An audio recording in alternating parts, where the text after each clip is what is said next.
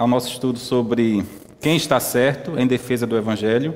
Só lembrando que aqui a gente não quer fazer uma pura crítica a algumas seitas, mas a gente quer confrontá-las à luz da palavra de Deus, para que a gente esteja assim preparado para quando estivermos em alguma situação onde a gente precise defender o Evangelho, a gente realmente saiba falar, saiba as palavras certas para que a gente possa combater com a palavra de Deus. Eu acredito que quando a gente conhece a palavra de Deus, nós ficamos preparados, e a gente lembra que foi assim que Jesus fez quando ele respondeu às tentações que Satanás colocou sobre sua vida. Então a gente precisa responder qualquer coisa mediante a palavra de Deus. E hoje nós vamos falar de um grupo religioso muito conhecido, que são as testemunhas de Jeová. Antes da gente continuar falando, eu gostaria de saber de vocês o que vocês sabem das testemunhas de Jeová. O que já ouviram falar? Enfim, o que vocês têm conhecimento desse grupo chamado Testemunhas de Jeová? Não comemoram aniversário, certo? Não recebem doação de sangue. Não tem Jesus como Salvador, muito importante isso. O que mais? Que Jesus não é Deus, muito bem. Mais alguma coisa? Bom, esse grupo, apesar de ser um grupo que nós consideramos como seita, e aqui eu vou fazer até um parêntese, eu não vou ser tão bonzinho como o Eduardo semana passada, que não chamou de seita, eu chamo de seita, ao grupo Testemunho de Jeová, porque ela é totalmente contra a palavra de Deus.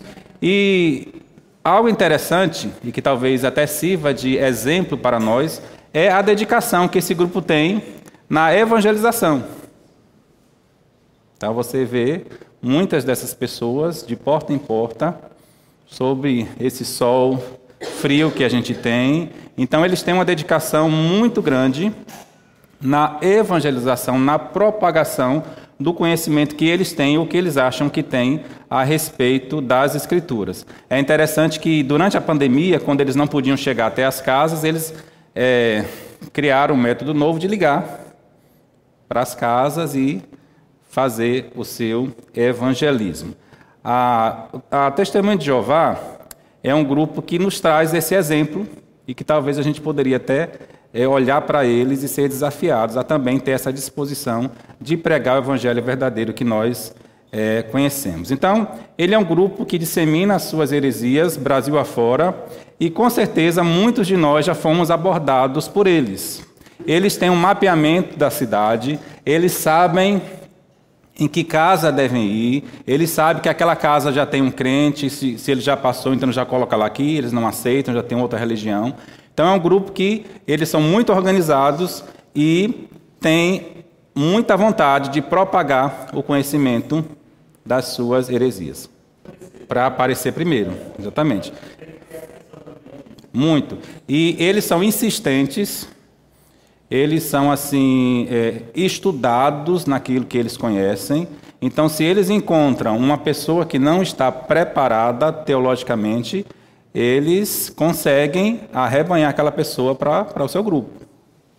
Tá? Então, a gente precisa ter um conhecimento muito mais da Testemunha de Jeová e muito mais ainda da palavra de Deus. Então, é um cuidado que a gente tem que ter, porque se a gente não conhecer, facilmente nós seremos presas, porque a gente realmente não consegue combatê-los frente a frente. Tá? Então, muito bem. Então, o criador desse grupo Testemunho de Jeová tem origem nessa pessoa chamada Charles Russell, que nasceu na Pensilvânia, nos Estados Unidos, tá? Lá pelo século XIX. É interessante que você, estudando a história deles, vai perceber que ele não era uma pessoa, digamos assim, tão correta. Por exemplo, ele foi acusado pela sua esposa de maus tratos, a ponto dela colocá-lo na justiça. Mas ele era uma pessoa rica, a sua família possuía uma rede de roupas masculinas, e ele foi criado na igreja presbiteriana, mas ele tinha as suas inquietações. Tá? Uma das suas inquietações é justamente essa frase que a gente tem aqui. Um Deus que usasse seu poder para criar seres humanos, os quais sabia de antemão e predestinara que fossem eternamente atormentados, não poderia ser sábio, nem justo, tampouco amoroso.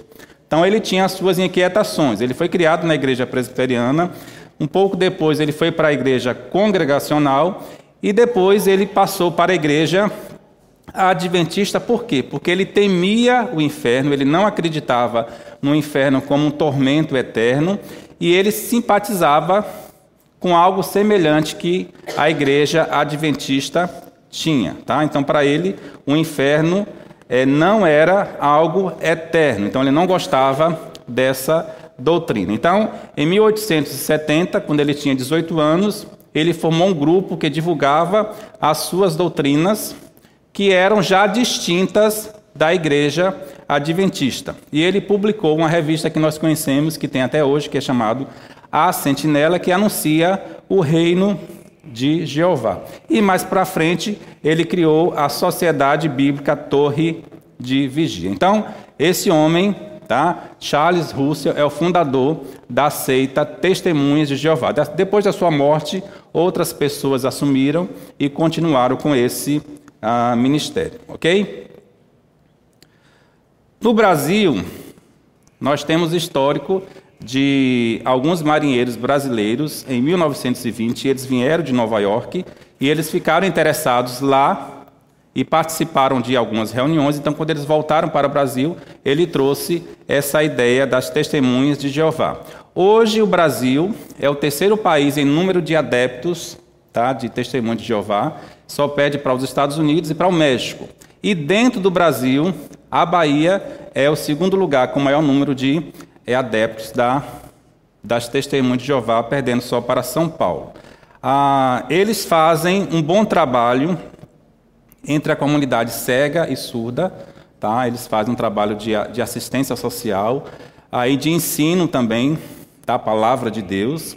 E só uma curiosidade que entre 2019 e 2020 foi aberto na justiça um processo contra eles, contra alguns Testemunhos de Jeová, na verdade contra a seita Testemunho de Jeová, com denúncias de abuso sexual entre crianças e adolescentes. Não tem nada comprovado, mas esse processo ainda tramita na justiça. Então, não existem provas concretas, mas ainda existe um processo contra a seita Testemunhas de Jeová, ok? Então, 1920, então, o terceiro país com mais adeptos, e hoje nós temos um número de mais ou menos 1,5 milhão de pessoas no mundo que são adeptas das Testemunhas de Jeová, ok?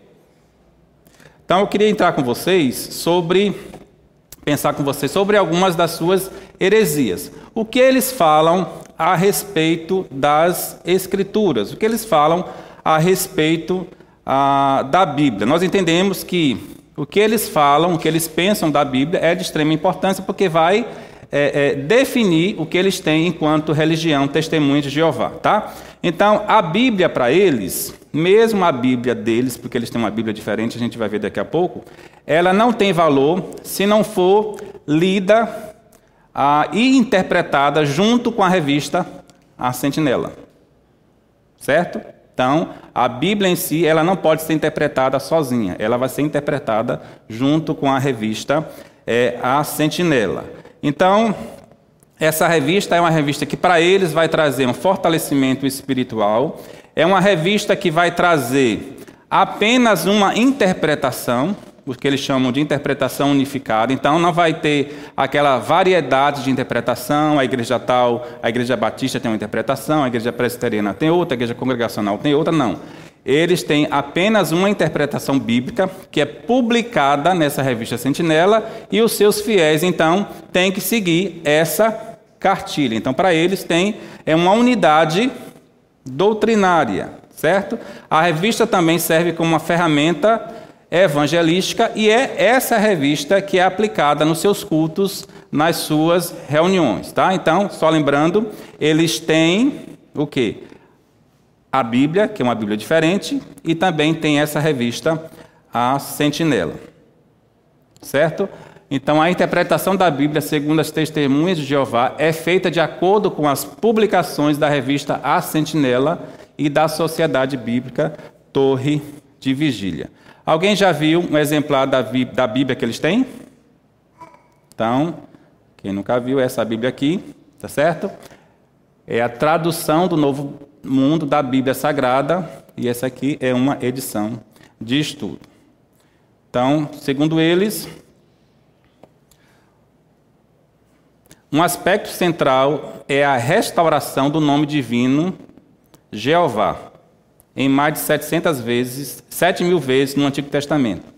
As Testemunhas de Jeová acreditam que muitas traduções removeram injustamente o nome de Deus, substituindo por Senhor, e consideram crucial o uso do nome de Deus em sua adoração. Então, eles restauram, eles trazem de volta o nome Jeová e tiram o nome Senhor, que nós temos nas nossas traduções. Essa Bíblia Novo Mundo, ela foi publicada em 1950, certo? Ela tinha primeiro o Antigo Testamento e mais para frente, em 1960, foi criado então o Novo Testamento, e em 1961 que foi então publicada uma Bíblia completa. Queria pensar com vocês em algumas dessas diferenças. Talvez alguns irmãos já conheçam essas diferenças, mas só lembrando, essas diferenças é que vão mostrar para eles e para nós aquilo que eles creem e aquilo que nós podemos, então, combater enquanto heresia. Primeira diferença está em João capítulo 1, versículo 1, que nessa Bíblia do Novo Mundo diz assim: a palavra era um Deus, e coloca um Deus minúsculo e um artigo indefinido 1. Alguém então abra a Bíblia aí em João capítulo 1, versículo 1. E nós vamos ver então a tradução correta desse versículo. Tem a mesma quantidade de livros que a nossa Bíblia tem, a Bíblia evangélica, tá? Há 66 livros. Não tem Cristo como Deus. E esse versículo aí explica tudo, né? João 1, 1. Quem achou pode ler. Muito bem. Então a palavra era Deus. No grego nós vamos encontrar o artigo definido o. Na verdade o artigo vem antes, tá? Então o artigo definido o. No princípio era o verbo estava com Deus e o verbo era o Deus. E aqui, na nova tradução deles, a palavra era um Deus, coloca o artigo indefinido. É interessante que, pesquisando sobre isso, eles mesmos se contradizem quanto à pessoa de Deus. Porque se eles colocam Jesus como um Deus, eles estão dizendo que existem mais deuses além de Jeová, que é o Deus supremo deles, certo? Então, no grego, a gente pode combater esse versículo com o original grego, onde existe um artigo definido, o, que fala que Jesus é o Deus e que Jesus é Deus. Tá certo? Outro verso. João 8, 58. Alguém lê para a gente. Antes de Abraão nascer, eu sou. Essa frase, eu sou, a gente vê muito onde? Quem lembra? No Antigo Testamento, a gente vai ver muito ali no livro de Gênesis, o próprio Deus, quando se apresenta a Moisés, ele fala, eu sou o Deus, eu sou. Então aqui é uma referência direta à pessoa de Deus. Então Jesus está falando que ele é Deus. A tradução que eles fizeram. Digo-lhes com toda certeza, antes de Abraão vir à existência, eu já existia. Então, parece que é uma coisa bem sutil, porque realmente ele já existia, mas aqui quando ele fala que ele já existia, é porque parte do pressuposto que ele foi criado, tá? De que Jesus foi criado. Então, essas são algumas diferenças. Se vocês forem ler e pesquisar, vão achar muitas outras diferenças, mas a maioria dessas diferenças está justamente relacionada à pessoa de Jesus, porque eles não creem em Jesus como Deus, tá bom? Ok. Além da Bíblia Novo Mundo, eles também têm essa revista chamada A Sentinela, certo? Essa revista, ela vai explicar, então, os ensinos bíblicos, especialmente sobre o reino de Deus, e ela foi publicada em 1879. E hoje é a revista que tem maior tiragem no mundo. Tá? Então não tem revista americana, não tem Veja, não tem Isto É, enfim, qualquer revista que você pensar aí que tem uma grande tiragem, ainda a revista Sentinela, ela é a revista que tem a maior tiragem no mundo. E ela é distribuída gratuitamente, certo? Ok. E também existe essa revista chamada Despertai, que ela fala de assuntos gerais, como natureza, como ciência, e o objetivo é ajudar as pessoas a desenvolverem a sua fé no Criador. Também destaca a Bíblia, né, com valor prático para a nossa vida. Enquanto a Sentinela ela tem um teor, digamos, teológico, essa revista Despertar ela tem um valor mais prático. Então, em muitas das vezes, nós vamos encontrar a distribuição das duas revistas para quando eles chegam em nossas casas, tá certo? Então, qual o material que eles têm como fé, como carta de fé? A Bíblia Novo Mundo, a interpretação da revista A Sentinela e, como prática, eles têm a revista Despertar, ok? Continuando, o que é que eles pensam a respeito de Deus? Vamos lá. Deus é o Criador Todo-Poderoso. Correto, gente, isso aí, essa informação? Corretíssimo, né? Deus é um Deus de amor e justiça. Tudo bem até aqui? Corretíssimo. Ele é o Pai Celestial. Certo? Fonte de vida e esperança. Único digno de adoração.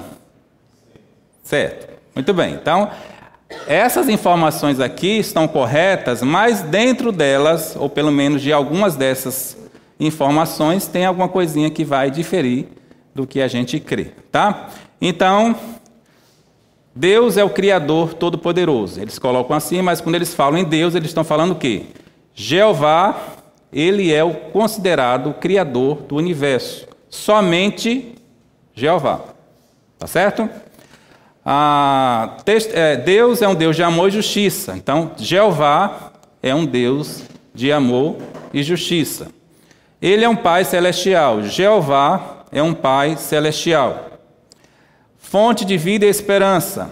Jeová é a fonte de vida e promete uma vida e uma esperança, especialmente em um futuro terrestre. Tá certo? E Jeová é o único digno de adoração. Jesus não pode ser adorado, somente Jeová. E além disso, nós encontramos outras informações que destoam completamente. Então, Deus não sabe de todas as coisas. Mesmo Jeová, ele não sabe de todas as coisas. E também, Deus não é onipresente. O que significa dizer que Deus não sabe de todas as coisas? Na verdade, eles acreditam assim, que ele tem o poder de saber de todas as coisas, mas em algumas situações ele escolhe não saber.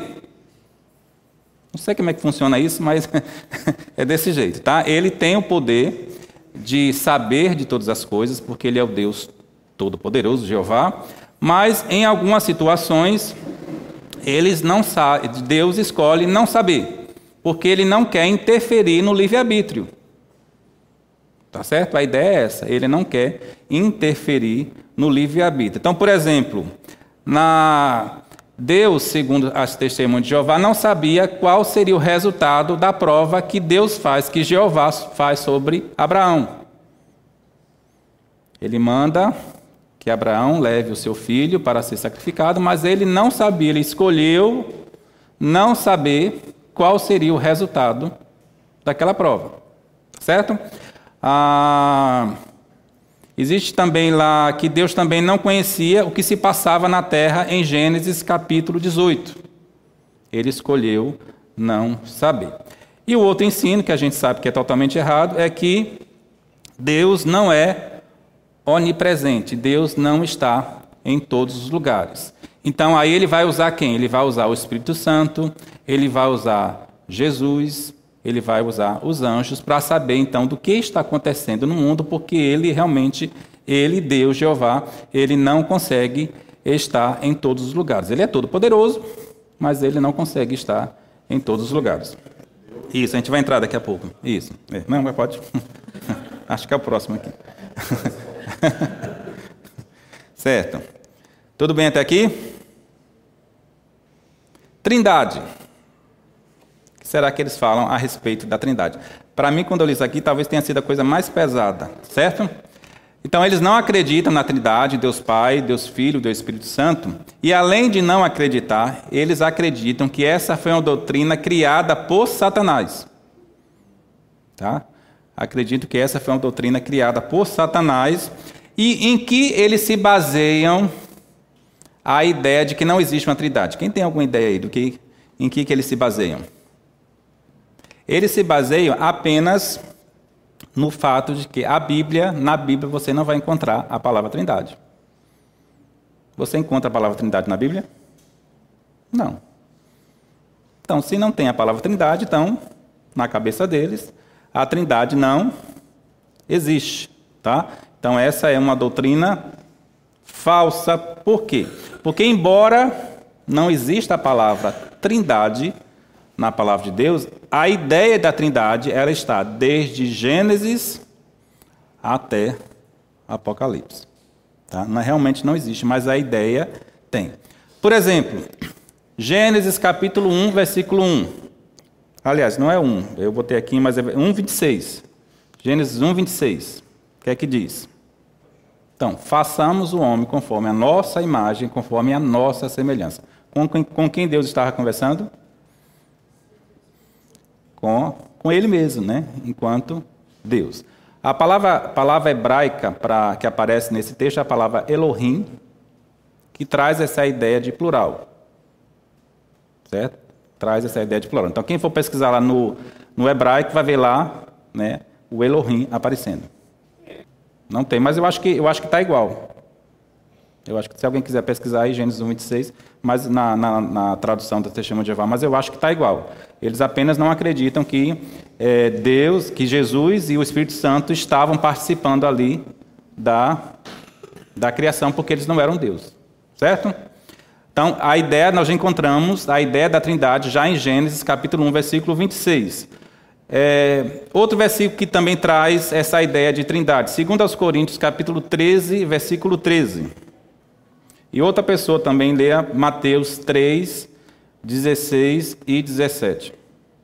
Tá, esse é um exemplo clássico também da atuação da Trindade. Nessa cena aí nós encontramos as três pessoas da Trindade agindo. Jesus, que estava sendo batizado, o Espírito Santo, que vem em forma de pomba, e Deus dizendo: este é o meu Filho amado, no qual tenho prazer. Então a gente encontra a ideia da Trindade em toda a palavra de Deus. Existem outros versículos também que poderiam trazer essa verdade para todos. Tá? Então, eles não consideram a Trindade como doutrina bíblica, pelo contrário, eles consideram a Trindade como uma doutrina criada por Satanás.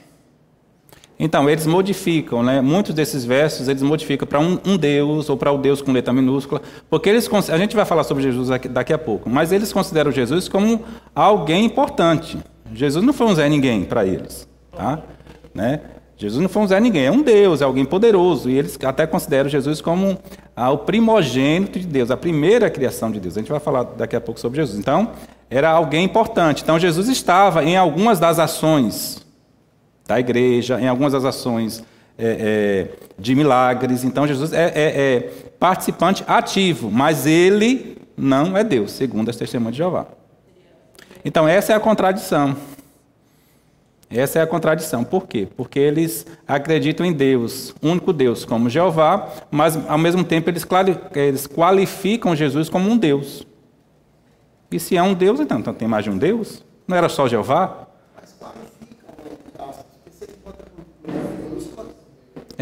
Mas é um Deus menor. O Todo-Poderoso é Jeová. O Todo-Poderoso Jeová. Podem existir outros deuses, parece, mas que são deuses menores. Jesus é um Deus. Não. Jesus é o primogênito da criação de Deus, tá? Muito bem, então vamos falar então um pouco sobre Jesus, tá? Quem foi Jesus para ele? Então, primeiro, quem não é Jesus? Jesus não é Deus, tá? E Jesus foi criado por Deus. Então, Jesus não é Deus e Jesus foi criado por Deus. Vamos deixar bem claro aqui, irmãos. Quais são os erros aqui que a gente tem nessas duas afirmações? Jesus não é Deus. E qual é a segunda? Que Jesus o quê? Diz, Roberta. Jesus foi criado. Então, Jesus foi criado. Por que Jesus não foi criado?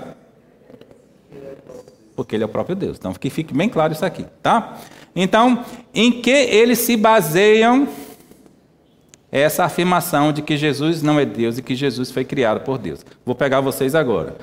Colossenses 1, 15 e 16, tá? Colossenses 1, 15 e 16. Então, o que é que eles falam? Que eles pegam, principalmente a parte que ele é o primogênito de toda a criação. O que é primogênito? Então, Jesus foi o primeiro a ser criado.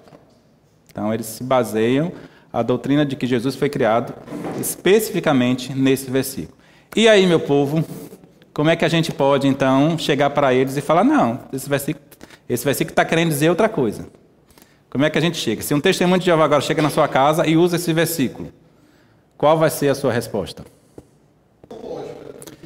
Primeiro a gente tem que partir do princípio que a gente não pode criar uma doutrina em cima de um versículo só. Ponto. Né? Então, se alguém pega um versículo, só esse versículo, e esquece todo o resto que a Bíblia fala, muito provavelmente ela já vai estar criando uma heresia.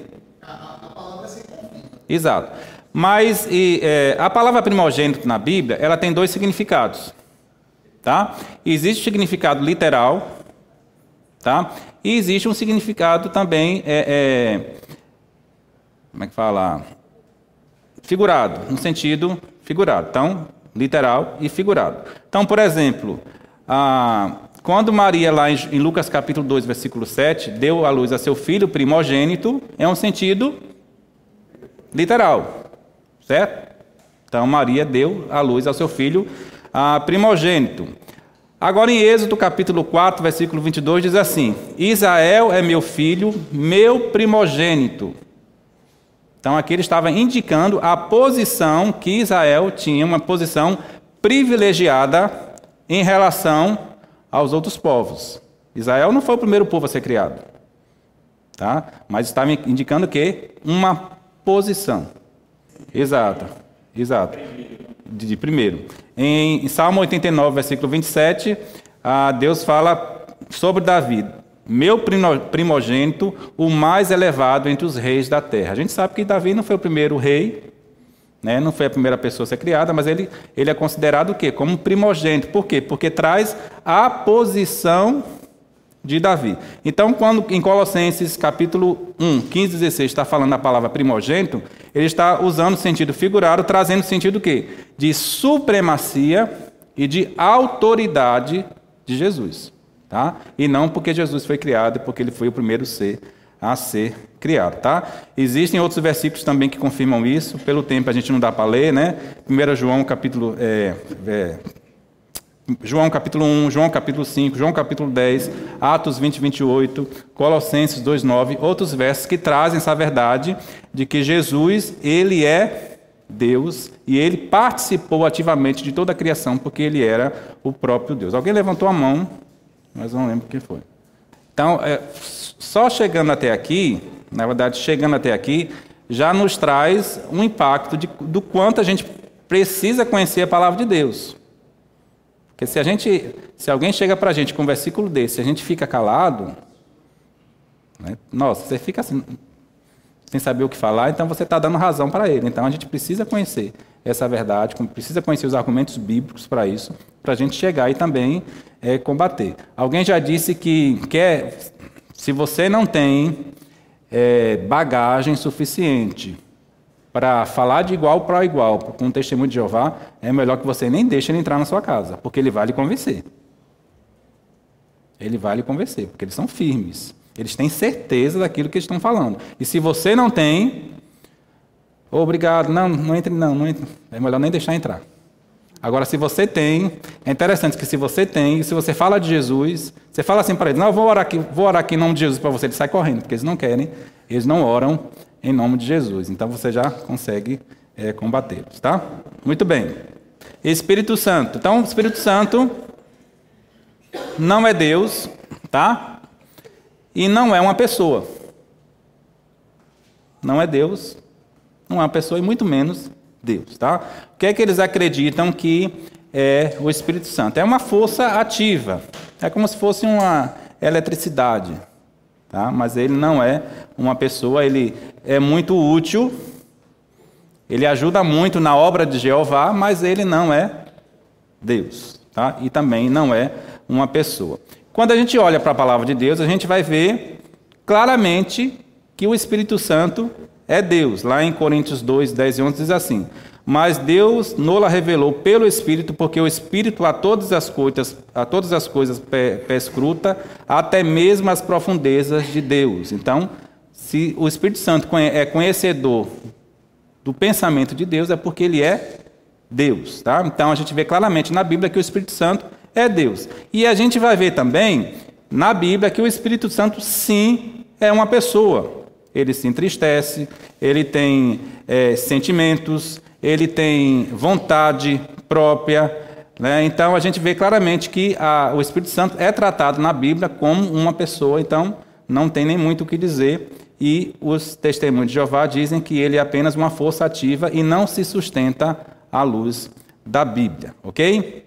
Vou passar aqui sobre isso rapidinho para a gente entrar em outros assuntos. Muito bem. Escatologia. Escatologia, para quem não sabe, é a doutrina das últimas coisas. Viu, Davi? Ouvi. É a doutrina das últimas coisas. O que eles pensam a respeito do final dos tempos? Em primeiro lugar, as testemunhas de Jeová, eles acreditam que Cristo já voltou ao mundo.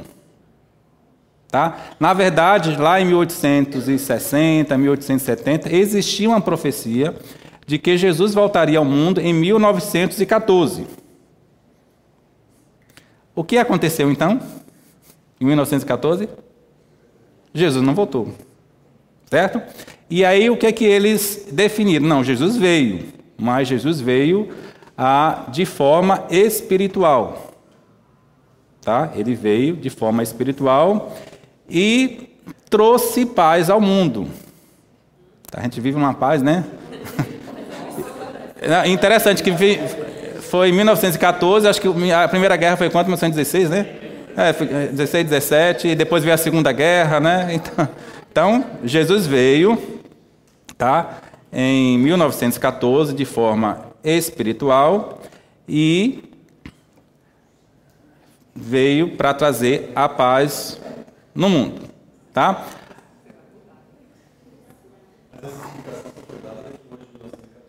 Sim, isso. Por quê? Porque eles não queriam contradizer ao que o Russell tinha dito, porque o que o Russell falava era lei. Então, como ele tinha dito que em 1914 Jesus voltaria, Jesus voltou. Ponto. Mas voltou como? Ninguém viu. Voltou de forma espiritual, tá? Faltou a paz, né? Então, eles também acreditam que não há um inferno, né, eterno. E existe esse número aí, 144 mil. O que significa isso? Então, eles acreditam que apenas 144 mil pessoas vão para o céu. Também.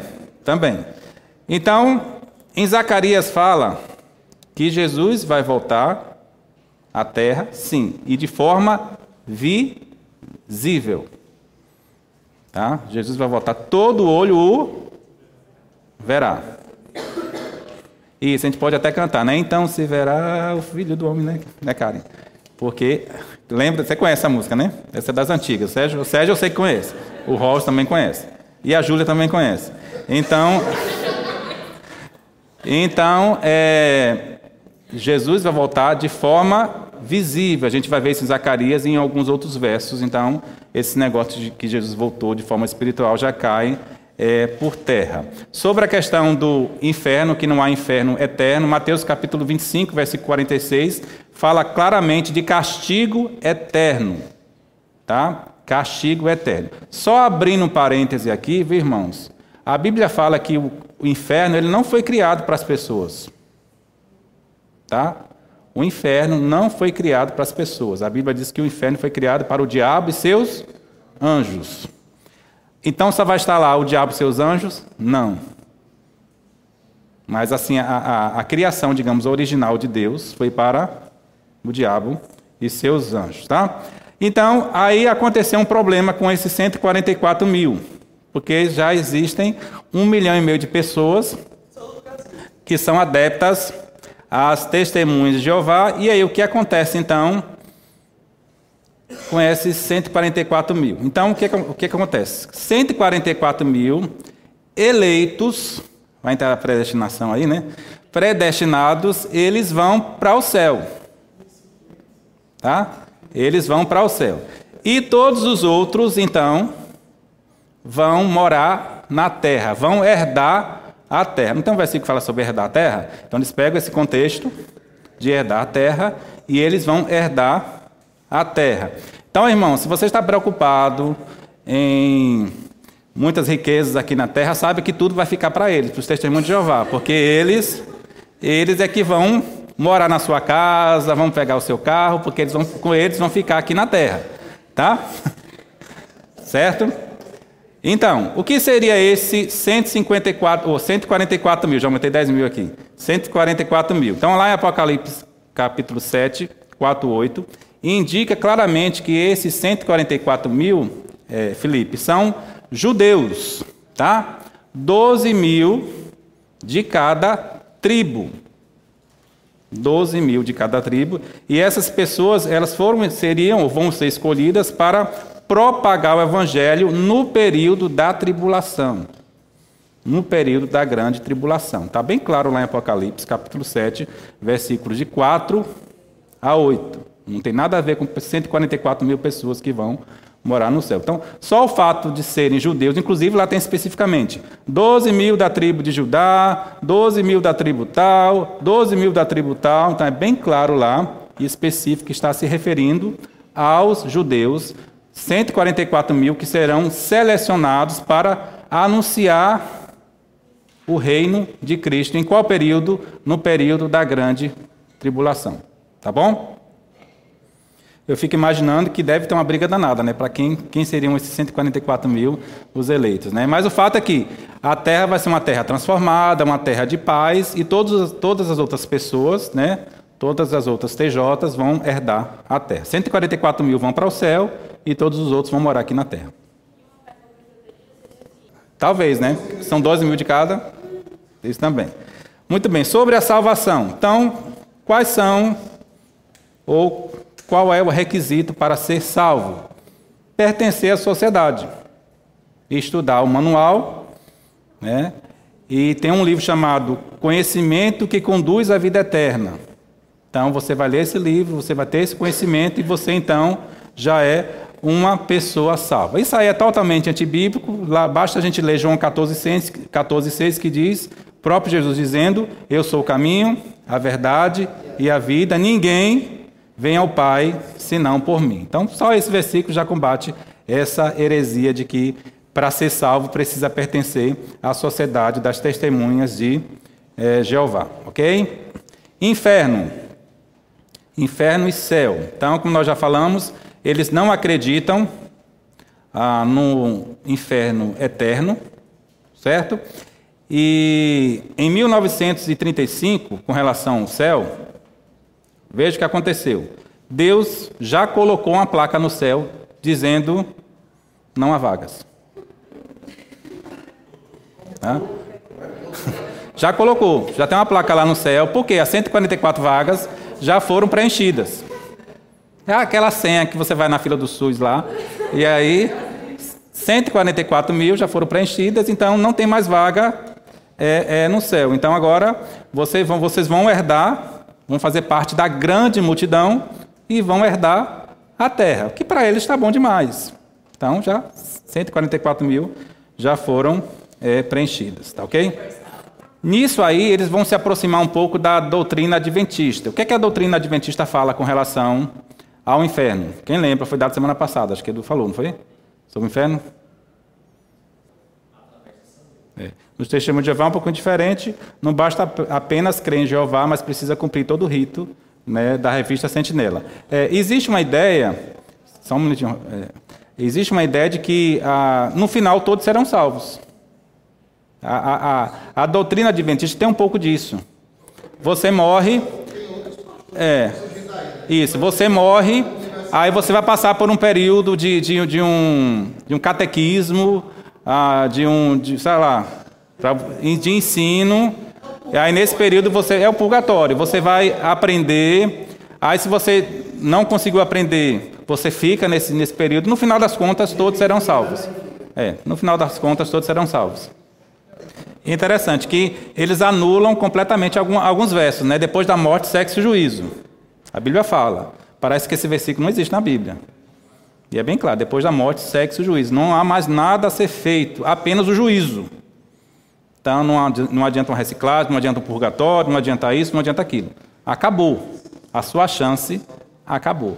Então parece que eles anulam não só os TJs, mas os adventistas também. Eu cresci próximo de uma família adventista, e eles falavam assim, não, vocês batistas vão para o céu, mas antes vocês vão ficar num local, não lembro o nome que eles falavam, que aí vocês vão aprender a não tomar café, vão aprender a não comer carne de porco, vão aprender a guardar o sábado e todo aquele rito que a igreja adventista tinha. Então, existe essa ideia, que talvez até humanamente seria mais confortante, digamos assim, né? Porque, nossa, no final das contas todo mundo vai ser salvo. Que bom, Deus é amoroso, né? Deus nos ama e vai salvar todo mundo. Deus nos ama sendo justo, a gente precisa lembrar disso, tá? E a gente merecia o inferno e não merecia o céu. Algumas curiosidades, algumas dessas vocês já falaram, né? Então, eles não fazem transfusão de sangue. Então, eles preferem morrer para se manterem fiéis e puros, tá? Inclusive crianças, os pais não permitem, então é uma coisa bem, bem triste. Outra curiosidade é que eles não prestam serviço militar também. Então, eles precisam ser alistados, mas na hora do juramento da bandeira, né? Então, eles não fazem, e eles usam um texto lá de Isaías, capítulo 2, versículo 4, né, que fala sobre as armas serem transformadas em ferramentas de trabalho e que não haverá mais guerra. Então, eles interpretam como uma razão para não se envolverem em serviços militares, em coisas que vão usar armas. Então, a arma só pode ser usada para a paz. E a terceira curiosidade, que já foi falado também, é que eles não comemoram aniversário. Por quê? Alguém sabe disso? Eu achei interessante. Nem Jesus, porque Jesus, eu não li sobre isso, pode até ser, mas eu acho difícil eles colocarem Jesus nessa conta aí. Mas essa primeira parte é totalmente verdadeira, porque algumas situações em que o aniversário aparece na Bíblia, aconteceu logo depois uma coisa ruim. Quem lembra? É isso. Então, por exemplo, no aniversário do faraó, quando José ali tem a interpretação do sonho, então o padeiro ele é morto. Então aconteceu uma coisa ruim. No aniversário de Herodes, o que acontece? Quem lembra? João Batista foi decapitado. Então eles não acreditam que festas de aniversário, eles nem querem receber os parabéns, porque para eles é uma ofensa. Quando a gente pensa, eu pego aquele versículo, João capítulo 1, versículo 1. No princípio era o verbo era Deus, o verbo estava com Deus e o verbo era Deus. Existe uma coisa que nos diferencia, que é o elemento fé. Tá? Eu creio nesse versículo que Jesus é Deus. Isso é fé. Se você for pensar na questão lógica, humanamente falando, Jesus sendo Deus, como é que pode 3 ser 1? Então, não existe lógica. E vai continuar não existindo lógica. Tá? Então, eu estou trazendo esse argumento para vocês, por quê? Porque eles vão dizer isso para você. Como é que pode ser 3 em 1? Não existe. Mas existe o elemento fé.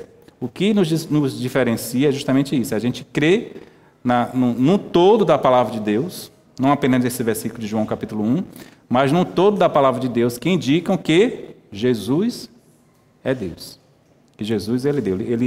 Ele estava com Deus. Ele é o próprio Deus. Então a gente precisa ter a nossa fé firmada e alicerçada na palavra de Deus. Como? Com conhecimento. E mais uma vez eu falo, se a gente não estiver preparado para responder a qualquer pessoa que nos pergunte a razão da nossa fé, é melhor nem conversar, porque a gente passa vergonha. Porque eles são bem catequizados. Bem catequizados. Bater de frente através do nosso conhecimento da palavra. Por isso que eu falo, se você não tem conhecimento, nem chegue perto, porque ele vai comer você.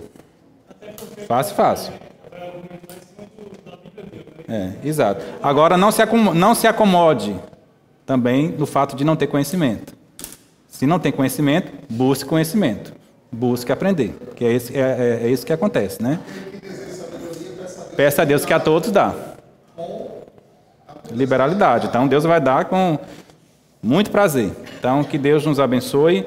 Queria pedir que algum irmão orasse voluntariamente pelo nosso tempo, pela nossa sabedoria, pelo nosso conhecimento da palavra de Deus, pela nossa firmeza, e que Deus nos use para propagar a verdade para o mundo, tá? Então, qualquer irmão voluntariamente pode orar, encerrando o nosso tempo.